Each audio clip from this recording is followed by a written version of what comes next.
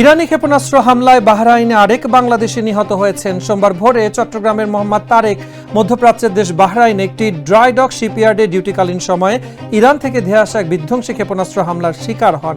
নিহত তারকের ফুফাতো ভাই মোশাররফ হোসেন তার নিহত হওয়ার বিষয়টি নিশ্চিত করেছেন।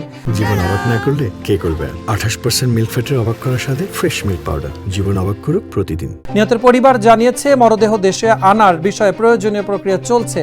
এর আগে গেল রোববার এক বিবৃতিতে আমিরাতের প্রতিরক্ষা মন্ত্রণালয় জানিয়েছেন, সংযুক্ত আরব আমিরাতে ইরানের হামলায় এক বাংলাদেশি নিহত হয়েছেন। আহত হয়েছেন বাংলাদেশি সহ আরও অন্তত 58 জন। নিহত বাংলাদেশির নাম সালেহ আহমেদ বলে জানিয়েছেন তার ঘনিষ্ঠ আরেক প্রবাসী বাংলাদেশি। তিনি বলেন, সালেহ আহমেদ আজমান এলাকায় নিহত হয়েছেন। তিনি পানি সরবরাহের কাজ করতেন।